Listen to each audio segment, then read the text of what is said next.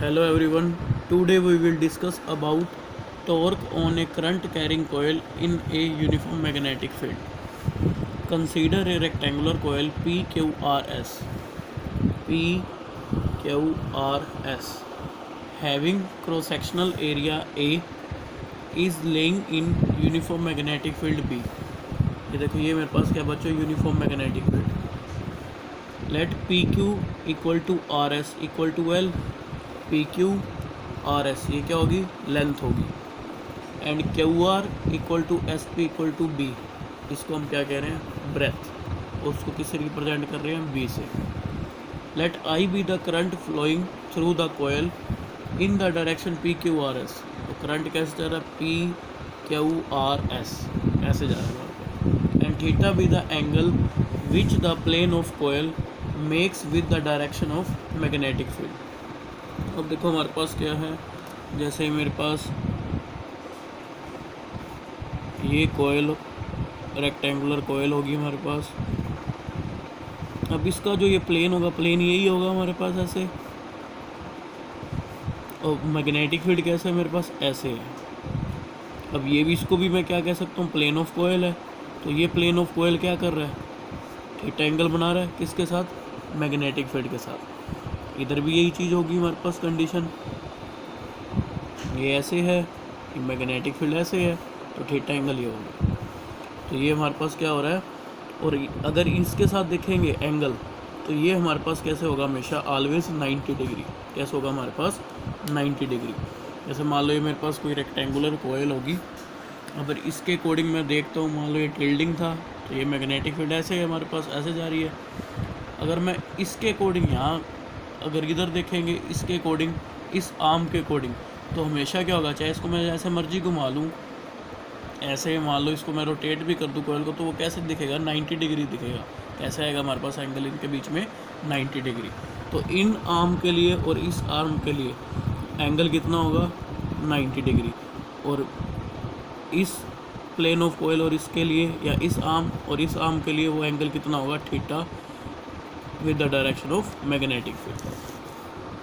अब हमें ये चीज़ हमने पढ़ी हुई है. करंट कैरिंग हमारे पास क्या होगी, कोयल होगी, किसमें प्लेस है, मैग्नेटिक फील्ड में. तो क्या होती है, फोर्सेस एक्ट करती हैं. अब अलग अलग आर्म्स है तो अलग अलग फोर्सेस लगेंगी. लेट हमने कर लिया F1 F2 F3 and F4 be the forces acting on the 4 current carrying arms P Q QR RS and SP of the coil.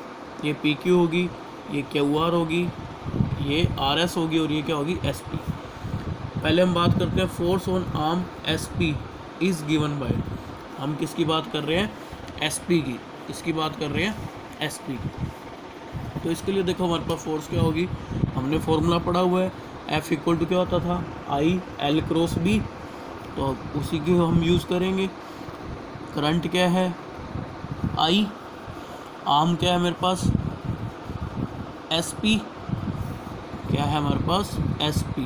Cross magnetic field क्या है, B. तो F4 इसका आ जाएगा हमारे पास, मैग्नीट्यूड में लिखेंगे इसको, I SP.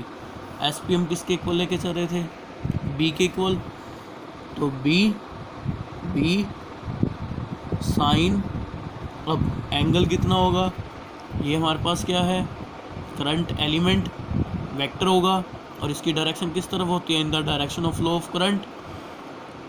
अब ये एंगल हमने किस किस के बीच में देखना है, करंट एलिमेंट वेक्टर और किस में देखना है, मैग्नेटिक फील्ड में. तो अब ये एंगल, ये इसकी डायरेक्शन इस तरफ है, ये मैग्नेटिक फील्ड है. तो ये एंगल कितना रह गया हमारे पास, अगर ये पूरा देखें तो कितना है, 180. अब ये थीटा है, तो ये कितना एंगल आ जाएगा इनके बीच में, 180 माइनस थीटा. तो यहाँ पे क्या आ जाएगा, साइन 180 माइनस थीटा. तो F4 किसके इक्वल आ जाएगा, IBB साइन 180 माइनस थीटा क्या होगा, साइन थीटा. तो हमारे पास F4 आ गया. अब इसकी डायरेक्शन देखेंगे तो किसके अकॉर्डिंग देखेंगे, फ्लेमिंग लेफ्ट हैंड रूल के अकॉर्डिंग. तो फ्लेमिंग लेफ्ट हैंड रूल के अकॉर्डिंग अगर मैं डायरेक्शन देखूँ तो कैसे चलेगी मेरे पास, ये मेरे पास क्या है, मैग्नेटिक फील्ड. ये क्या है मेरे पास, करंट की डायरेक्शन को रिप्रेजेंट करता है, और ये किसकी बताता था हम, फोर्स की. तो हमारे पास अगर इसके अकॉर्डिंग देखें तो हमारे पास क्या है, मैग्नेटिक फील्ड इस डायरेक्शन में है, ये करंट इस तरफ जा रहा है, तो हमारे पास ये थंब क्या होगा, फोर्स की डायरेक्शन, और वो कैसे होगी, अपवर्ड। वो कैसे होगी हमारे पास, अपवर्ड। तो F4 कैसे एक्ट कर रहा है हमारे पास, एक्टिंग अपवर्ड।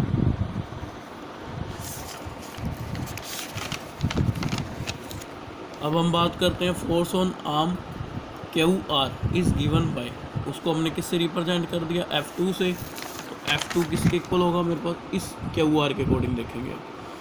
अब वही सेम फॉर्मूला हम अप्लाई करेंगे। तो फॉर्मूला क्या था हमारे पास, IQR क्रॉस B। तो F2 इक्वल टू क्या आ जाएगा, IQR। QR किसके इक्वल है हमारे पास, QR भी क्या है, B के इक्वल है। हमारे पास क्या आ जाएगा, B साइन। अब इसमें एंगल कितना बन रहा है हमारे पास, QR भी यही डायरेक्शन होगी, B मैग्नेटिक फील्ड होगी, QR का मीन्स करंट एलिमेंट की डायरेक्शन यही है, तो इनमें एंगल कितना, थीटा। हमारे पास क्या आ जाएगा, साइन थीटा। तो F2 किसके इक्वल आ गया हमारे पास, IBB साइन थीटा। अब ये एक्ट कैसे कर रहा है, इस पर भी हम क्या लगाएंगे, Fleming left hand rule, Fleming left hand rule. तो इसके लिए देखो हमारे पास क्या बनेगा बच्चों, ये देखो, ये मेरे पास क्या है, मैग्नेटिक फील्ड, ये क्या बता रहा है, करंट की डायरेक्शन को, और ये जो थंब होगा वो किसकी डायरेक्शन को रिप्रेजेंट करेगा, फोर्स। और फोर्स कैसे एक्ट कर रहा है, डाउनवर्ड। इसमें कैसे था, अपवर्ड था, और इसमें कैसे जाएगा हमारे पास, डाउनवर्ड। अब ये जो फोर्सेस हैं, इनका जो मैग्नीट्यूड है वो क्या है, इक्वल है, और एक्ट कैसे कर रहे हैं, अपोजिट डायरेक्शन में। तो इनके कारण जो नेट इफेक्ट होगा वो क्या आ जाएगा, जीरो। वो क्या आ जाएगा हमारे पास, जीरो। तो यही लाइन देखो हमारे पास आगे क्या है, since the forces F2 and F4 are equal in magnitude and acting in opposite direction along the same straight line, they cancel out each other, they cancel out each other. अब हम बात करेंगे the forces on arm PQ के लिए बात करते हैं। PQ क्या है, ये रही मेरे पास, इसकी बात करते हैं। अगर इसके लिए हम अप्लाई करेंगे तो हमारे पास क्या आ जाएगा, F1 equal to IPQ cross B, PQ cross B।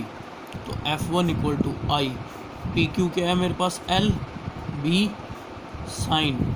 Angle कितना था, 90 डिग्री, पहले बात की है हमने। तो एंगल कितना हमारे पास, 90 डिग्री। तो साइन 90 क्या होता है हमारे पास, 1। तो हमारे पास क्या रह जाएगा, F1 इक्वल टू ILB। अब according to left hand rule, left hand rule के अकॉर्डिंग चले तो हमारे पास क्या है, यही कोयल है हमारे पास। जो प्लेन ऑफ कोयल थी वो किस एंगल क्या बना रही थी, मैग्नेटिक के साथ थीटा एंगल बना रही थी। लेकिन अब इस आर्म की बात कर रहे हैं हम। अब इस आर्म के लिए हम देखें तो हमारे पास कैसे बनेगा, देखो फ्लेमिंग लेफ्ट हैंड रूल ये है, मैग्नेटिक फील्ड किस डायरेक्शन में, उस तरफ है, ये करंट की डायरेक्शन को रिप्रेजेंट कर रहा है। अब जो थंब है वो किसकी डायरेक्शन बताता है, फोर्स की। अब वो किस तरफ है, अब मैं क्या हूँ, मान लो मैं इसी डायरेक्शन में हूँ जहाँ थंब है मेरा, उसी डायरेक्शन में क्या है, रीडर है। तो वो किस तरफ जा रहा है, टूवर्ड्स द रीडर। जो फोर्स की डायरेक्शन होगी वो किस तरफ होगी, टूवर्ड्स द रीडर।